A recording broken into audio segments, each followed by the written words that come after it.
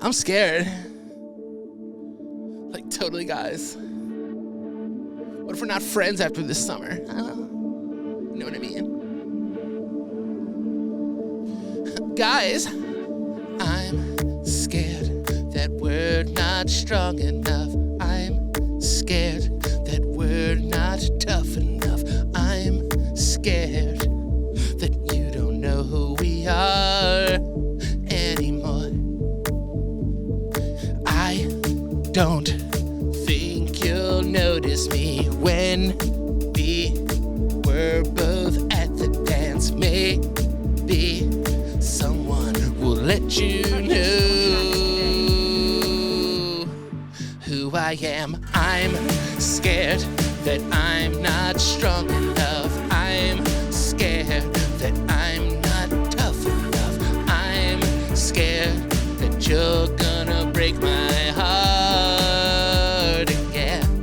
Oh, I'm scared that I'm not big enough. I'm scared that I'm just prude enough. And I'm scared that you don't know who I am anymore.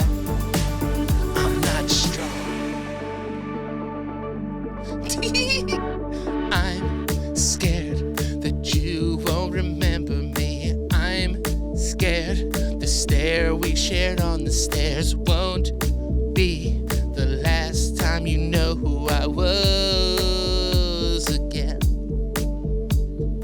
I'm scared there's too many girls in your college that you won't look back. I'm scared that you won't know who I am anymore. I'm scared that you'll just break again. I'm scared that you won't save me. And I'm scared that you don't know who I am anymore. Oh. And I'm scared that I'm not strong enough. I'm scared that I'm not big enough. I'm scared that you don't know who I am anymore. Say it again. I'm scared that I'm not strong enough. I'm scared that I'm not tough enough. I'm scared that you won't know who I am anymore after the summer. Fuck. I don't know what's gotten into me today, to be honest. I just feel like I need to stand up for myself, you know? If you hear that song, you need to stand up for yourself. I feel like most people should stand up for themselves, but when you hear that song, I want you to stand up. You are strong enough. You are tough enough. Welcome back to the Lopsided Podcast, my boys and girls. I have a great show for you today. A couple of things that are going on in my life, and then I'm going to get to some emails about the most embarrassing moment of your lives. You want to know what pisses me off? When people come into places on speakerphones. When you come into a public place on speakerphone, I don't want to hear that shit. I don't want to hear a one-sided phone call in public. Like, some people could just talk in Ubers. How dare you? How dare you talk on Ubers? How dare you talk in a public place on speakerphone when other people are trying to do stuff? It just shows that you're inconsiderate. And I hate, like, if they come into some place and they're talking, but they're talking to you and they're also on speakerphone and they tell you to wait. Suck my ass. Get off the phone, you fucking doof. It just bothers me. It's just something that pisses me off. You know what else drives me nuts? Is when you go on a plane, right? And then someone comes up to you and they're like, hey, my daughter's sitting here. Do you mind switching with me? And I'm like, yeah, I fucking mind. I bought this seat specifically for me. And I don't care if Jesus brought you on this plane. Jesus is going to have to sit where he's supposed to sit. And guess who else is going to have to sit? You, and you are going to have to sit where you got assigned. Don't ever ask me to give up my seat on a plane. I'd rather spit down your throat. I wouldn't do all that. That's assault. I'd stand up for myself is what I'm saying. You know, I feel like I haven't stood up for myself enough in my life, and that's just where I'm going to put my foot down. Because, one, there's two reasons why it's an amazing place to stand up for yourself. One, they can't touch you. If they touch you, it's against the rules, and they're going to go to prison. It's assigned seats. The seats are assigned. The tickets have names on them and tickets and seat numbers on them. I got to break the rules because you're too cheap to sit with your daughter in the first place? How about this? Save a couple extra bucks and buy your kid a seat next to you. Who are you to even come up to me and ask me that shit? You're a stranger, man. Sit in your seat. Where's the kid gonna go? It's a plane. Where's the kid gonna go on the plane? Sit in your seat and text your kid like a normal person.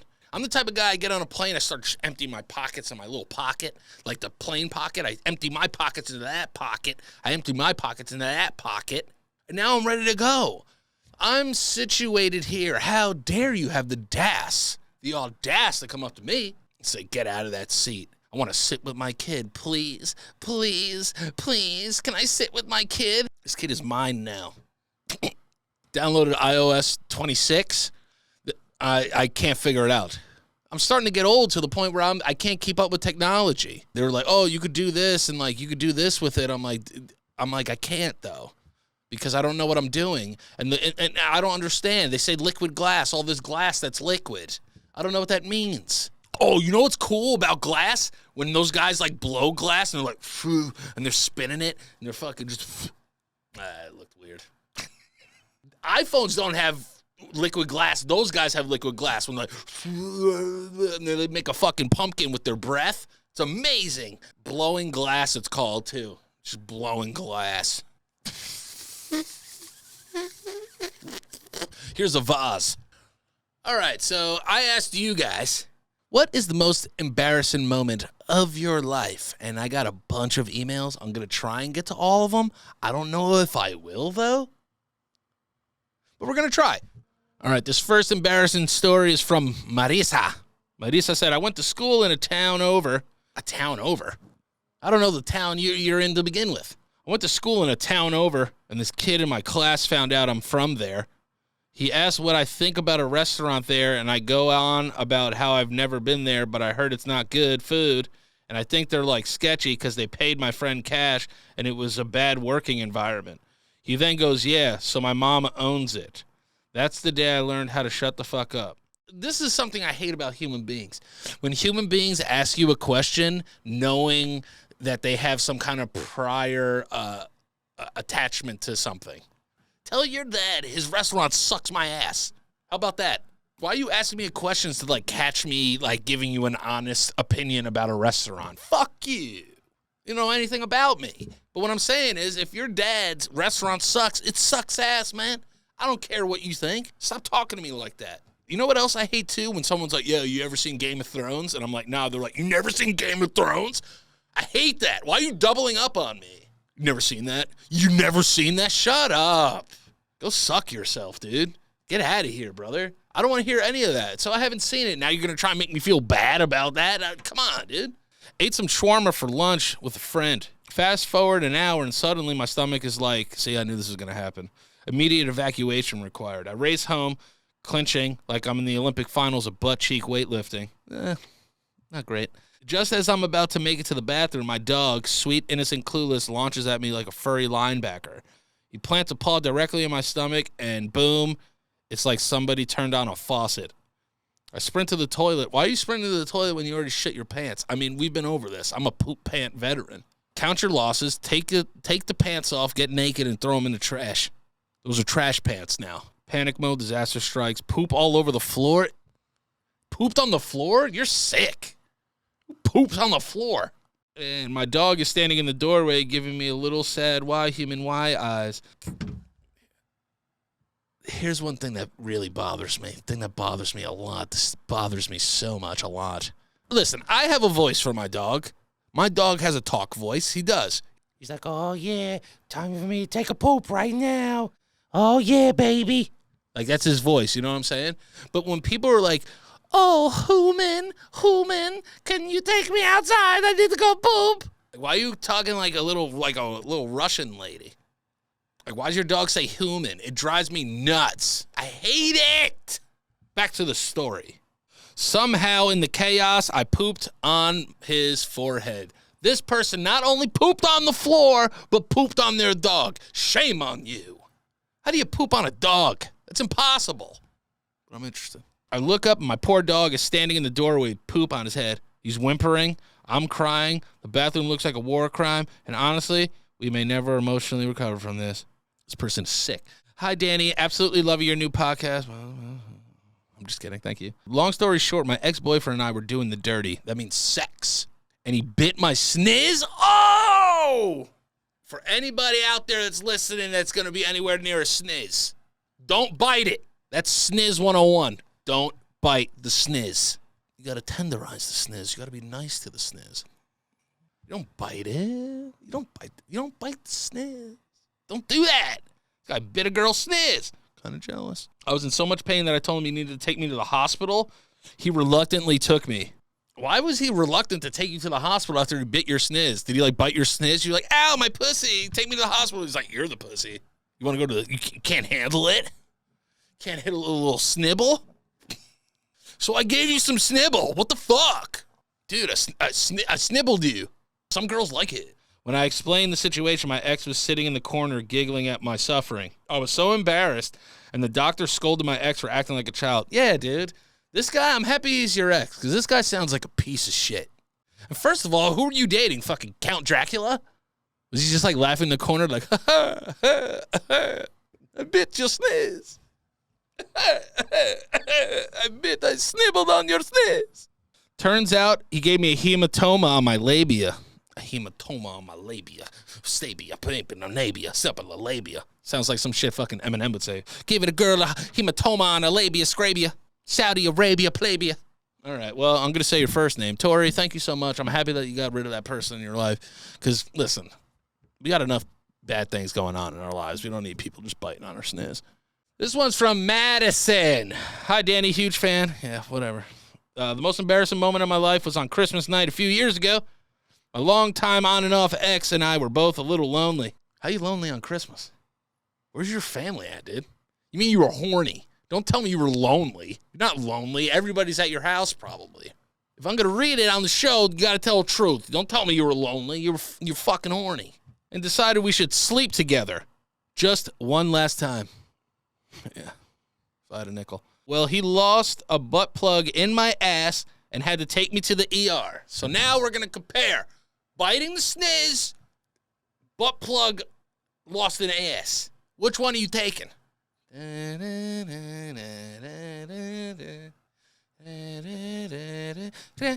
taking the bit sniz because you could sell a bit sniz like, hey, I like pulled my pants up too fast. Can girls get snizzes caught in their pants?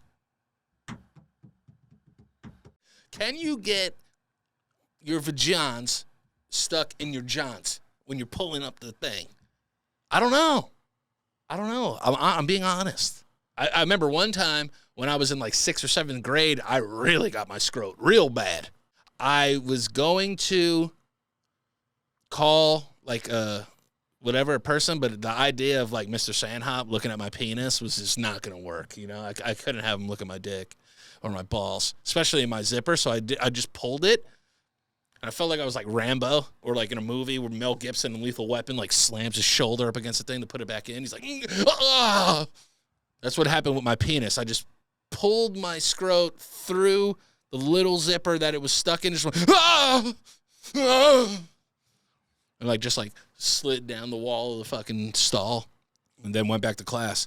See, a lost butt plug, here's the thing about a lost butt plug. It requires, like, invasive surgery now. Now I got to go up there and take that out of your butt. One last time, you guys really went for it one last time. I would have felt like one last time is, like, real passionate, like, lovemaking. You guys are, like, throwing stuff in each other's butts. Good for you. Anyways, we'll never use a butt plug again. Oh, why not? All right, Maddie, well, I'm happy that your butt is recovered. But the butthole's kind of amazing.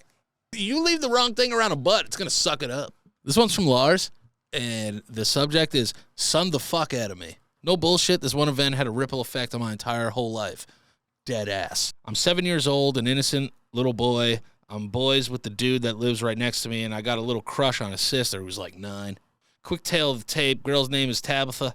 Tall AF, got a gap in her front teeth, like a British Maybelline supermodel. You know what? That was a good description. Me, short, fat. Who are you talking to? First of all, I'm average height. Oh, you talk about you. That's right. Yeah. You're short, you're fat, you're white with glasses. Fucking loves Pokemon. First of all, sound pretty cool to me. So I'm trying anything to impress her, a tale as old as time. Us and a couple of other friends are all in their backyard, and I think of a genius way to impress her. Foolproof. How did I not think to do this before? I'm going to sing the Pokemon theme song, performing like a Broadway musical. I'm not going to lie, I low-key killed that shit. I'm belting notes, doing spins and shit. I'm on some Hugh Jackman type shit. This is a real email. I'm not making this up. He talked like this. I hit that last note and look back at the girl, expecting her jaw to be on the ground. She looks at me dead ass and goes, "That was the stupidest thing I've ever seen," and walked her lanky ass inside. Son the ever-loving shit out of me in front of like 4 of my friends. I never wanted to sing in front of people for years afterwards. She low-key might have derailed my music career. So yeah, shout out Tabitha. You crushed my heart, 7 years old.